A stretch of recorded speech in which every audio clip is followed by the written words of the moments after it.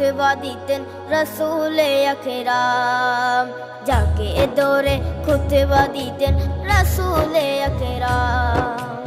উস্তুনে হান্নানা একটা খেজুর গাছের নাম, যাকে ধরে খুতবা দিতেন রাসূলে আকরাম, যাকে ধরে খুতবা দিতেন রাসূলে আকরাম। গাছটা নবীর বিরহে সদা কাঁদিতে রহে, গাছটা নবীর বিরহে সদা কাঁদিতে রহে।